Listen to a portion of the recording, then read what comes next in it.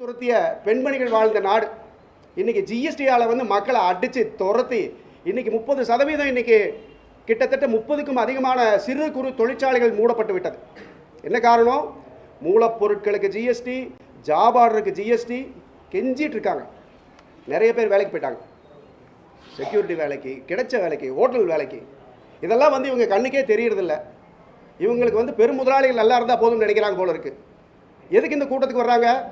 கூட்டத்தில் நீங்கள் என்ன கேட்டாலும் எனக்கு அந்த அதிகாரம் இல்லை, ஜிஎஸ்டி கவுன்சில் தான் இதை பண்ணணும்னே சொல்லிட்டு இருக்காங்களே, அப்புறம் எதுக்கு அவங்க அதிகாரம் இல்லாதவர்கள் வந்து இந்த குறையை கேட்கணும்? ஏமாற்றுவதற்கு தானே. கடந்த தேர்தலில் அடுத்தது அழகாக மடையை மாற்றினாங்க சட்டமன்ற உறுப்பினர். பெண்கள் அப்படின்னு ஒரு வார்த்தை. பெண்கள் வந்து சோஷியல் ஜஸ்டிஸை பற்றி பேசுகிறதுக்கு ஒரே தகுதி வாய்ந்த கட்சி திராவிட முன்னேற்ற கழகம். 89 சொத்தில் உரிமை கொடுத்தாங்க. அதற்கு சில வருடங்களுக்கு பிறகு சொத்தில் சம உரிமை கொடுத்தாங்க. அந்த பண்பு மாண்பு இன்னைக்கும் தொடருது. அது மட்டும் இல்லை, இன்னைக்கு 1000 ரூபாய் ஊக்கத்தொகை கொடுக்குறாங்க, பஸ் பயணம் கொடுக்குறாங்க, விலையில்லா பஸ் பயணம் கொடுக்குறாங்க. அதிகமாக பெண்கள் வாக்குகளால் தான் நாங்கள் ஜெயித்தோம். இது நீங்கள் எல்லாரும் வந்து புரிஞ்சுக்கணும். இந்த இடத்துல எப்படி மடமாற்ற பார்க்குறாங்க? பிரித்தாழ்வதே இவர்கள் வேலை. ஒன்று மதத்தை வச்சு பிரிக்கிறது, இல்லாட்டி ஜாதியை வச்சு பிரிக்கிறது, இல்லாட்டி இந்த ஆண் பெண் பேதம். நாம் அப்படிப்பட்ட இடத்துல இல்லை. ஆண் பெண் சரி நிகர் சமமாகத்தான் நாம் வாழ்ந்து கொண்டிருக்கிறோம். இதில் வந்து மாற்றுக்கருத்தே இல்லை. அதுக்கு உதாரணம் வந்து இன்றைக்கி திராவிட மாடல் அரசு நமது முதலமைச்சர் சிறப்பாக பண்ணிகிட்டு இருக்காங்க.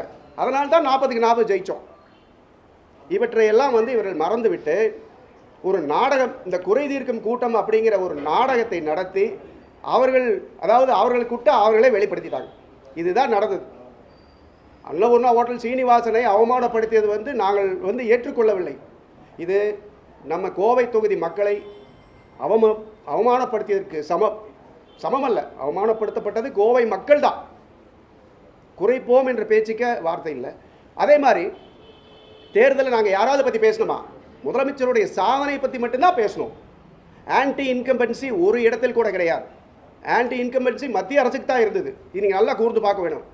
எல்லா இடத்துலையும் சிறப்பான வரவேற்பு, பெண்கள் கொடுத்த வரவேற்பு, சிறுபான்மை மக்களின் காவலனாக இருக்கிற திமுக சிறுபான்மை மக்கள் கொடுத்த வரவேற்பு, தாழ்த்தப்பட்ட மக்கள், பெண்கள், இப்படி சொல்லிக்கொண்டே போகலாம். ஒரு இடத்துலையும் கூட எந்த விதமான முகம் சொல்லிப்பில்லை, சந்தோஷமான வரவேற்பு. ஏன்னு கேட்டால் தவறுகள் பூரா எங்கே நடக்குதுன்னு அவங்களுக்கு தான் தெரியும். ஜிஎஸ்டி என்னும் ஒரு இது, நம்ம ஒவ்வொரு நாள் எவ்வளோ செலவு பண்ணுறோம், அதில் ஒவ்வொன்றுக்கும் எவ்வளோ ஜிஎஸ்டி கட்டுறோம்னு நீங்கள் யோசிச்சு பார்த்தீங்கன்னா இப்படி நம்ம பேச மாட்டோம். இதற்கெல்லாம் வந்து பார்த்தீங்கன்னா அவங்களே வந்து கூட்டம் போட்டு குறை இருக்கிறேன்னு சொல்லி அவங்களே வந்து அவங்க கூட்டம் வெளிப்படுத்திட்டு போயிட்டாங்க. நீ எதற்காக வரணும்? தேர்தலின் போது நாங்கள் ஒரு வார்த்தை யாரை பற்றியும் பேசவில்லை. முதலமைச்சருடைய சாதனை பற்றி மட்டும்தான் பேசணும். எதிர்க்கட்சி வேட்பாளர்களை பற்றி தனி மனித வெறுப்பு அரசியல் கூடவே கூடாது என்பது தலைவருடைய உத்தரவு. அதுதான் அவருடைய பாலிசி. அதற்கேற்றவாறு நாங்கள் கௌரவமாக நடந்துட்டோம். யாரும் தனிப்பட்ட முறையில் நாங்கள் சொல்லியே, ஜாதியை பற்றி பேசலையே, அவங்க என்ன பண்ணாங்கன்னு மட்டும்தான் பேசணும். சட்டமன்ற உறுப்பினர் வந்து நிறைய இடத்துல தவறுதலாக சொல்லியிருக்கிறார். நாங்கள் அதை பற்றியெல்லாம் பேச வேண்டிய அவசியம் இல்லை. செய்த சாதனைகளை நம்பி வாக்கு கேட்டு அதை நம்பி மக்களும் வாக்களித்தார்கள் செய்த அரசு அப்படின்னு சொல்லி இதுதான் நடந்த உண்மை. அதனுடைய சாட்சி தான் 40க்கு 40. ஒரு ஆளுங்கட்சியாக இருந்து எந்தவித எதிர்ப்பும் இல்லாமல் 40 சீட் ஜெயிப்பது என்பது விளையாட்டான காரியம் இல்லை. 100க்கு 100 மதிப்பெண். இவற்றை பாரதிய ஜனதா கட்சி அரசு புரிந்து கொள்ள வேண்டும். வாக்களிக்கலைன்னா வேண்டாம். நம்மளாம் எப்படி அரசியல் பண்ணோம்? வாக்களிக்காத மக்களுக்கும் நிறைய செஞ்சு அவங்களை நம்ம கூட சேர்ந்து அதிகமான வாக்குகளை அடுத்த தேர்தலுக்கு வாங்க வேண்டும் என்று சொல்லும் காலகட்டத்தில் இவங்க நம்மளெல்லாம் பார்த்தீங்கன்னா புறந்தள்ளி தமிழ்நாடா வாக்களிக்கவில்லை, தமிழ்நாடு அப்படின்னாங்க. அதே மாதிரி இப்போ ஏர்போர்ட் கொடுத்துருக்குறோம். அதுவும் முதலமைச்சர் பார்த்தீங்கன்னா மிகப்பெரிய ஒரு என்னன்னு சொல்ல ஒரு சாதனைன்னு சொல்லணும். இனி மத்திய அமைச்சகம் இது என்ன பண்ண போகுதுன்னு பார்ப்போம். இவற்றையெல்லாம் செய்து கொண்டிருக்கிறார்கள்.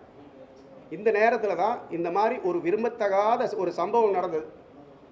அந்த ஓட்டல்களின் சார்பாக பேசப்பட்ட சீனிவாசன் அவமானப்படுத்தப்பட்டார். திராவிட முன்னேற்ற கழகம் வந்து இந்த கருத்துக்கு துணை நிற்கும். அவர் பேசினது சரி, மிரட்டப்பட்டு மன்னிப்பு கோரப்பட்டது வன்மையாக கண்டிக்கத்தக்கது. இதற்காக வந்து அடுத்தது நீ முதலமைச்சர் என்ன சொல்கிறாரோ அதுபடி நாங்கள் செல்வோம் என்று சொல்லி விடைபெற்றுக் கொள்கிறேன். நன்றி, வணக்கம். உடனுக்குடன் செய்திகளை தெரிந்து கொள்ள சன் நியூஸ் பெல் ஐகானை கிளிக் பண்ணுங்க.